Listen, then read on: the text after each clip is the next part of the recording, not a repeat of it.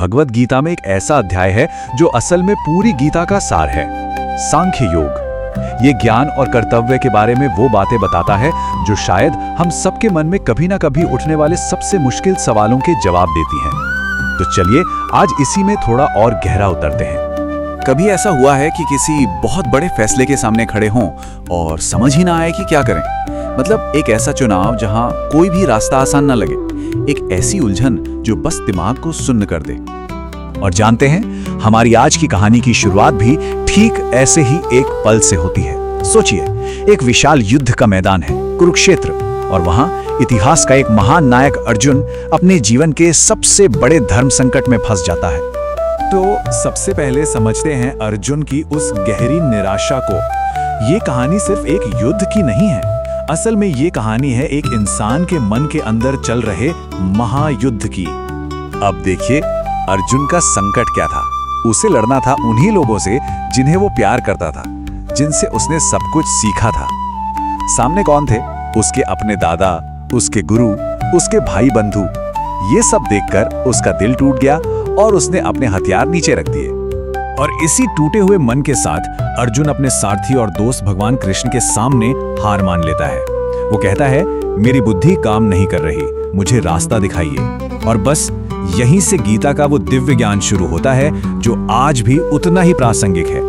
तो अर्जुन के इस दुख और मौत के डर को दूर करने के लिए कृष्ण अपनी बात की शुरुआत करते हैं ज्ञान के सबसे बुनियादी सिद्धांत से, यानी आत्मा के रहस्य से। और कृष्ण जो पहली बात कहते हैं वो सच में चौंकाने वाली है। वो कहते हैं कि जो बुद्धिमान है वो न तो जिंदा लोगों के लिए शोक करता है, न ही मरे हुए लोगों के लिए। अब ये सुनने में थोड़ा अजीब लग सकता है ना, लेकिन इसके पीछे एक बहुत बहुत गहरा सच छिपा है। दरअसल कृष्ण का ये जवाब सीधा अर्जुन के दुख की जड़ पर वार करता है। वो शरीर और आत्मा के बीच का सबसे बड़ा फर्क बताते हैं। कहते हैं कि देखो, ये जो शरीर है ये तो टेम्परेरी है, आज है कल नहीं, इसका खत्म होना तो तय है।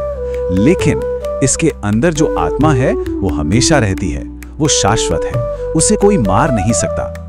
और इस मुश्किल बात को समझाने के लिए कृष्ण एक बहुत ही सिंपल सा उदाहरण देते हैं। वो कहते हैं, सोचो जैसे हम पुराने कपड़े उतारकर नए पहन लेते हैं, है ना? ठीक वैसे ही आत्मा भी एक पुराने जर्जर शरीर को छोड़कर नया शरीर धारण कर लेती है। तो जिसे हम मौत समझ रहे हैं वो असल में अंत नहीं है, वो तो बस एक बदलाव है।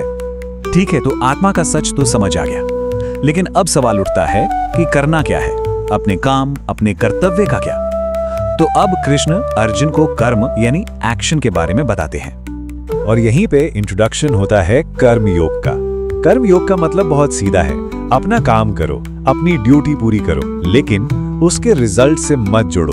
मतलब काम सफल होगा या नहीं इसकी चिंता छोड़ दो। तो देखिए, काम करने के दो रास्ते हैं। पहला रास्ता है फल की उम्मीद में काम करना। इसमें इंसान हमेशा प्रॉफिट लॉस, सुख दुख इन सब में फंसा रहता है। और दूसरा रास्ता है सिर्फ अपने कर्तव्य के लिए काम करना।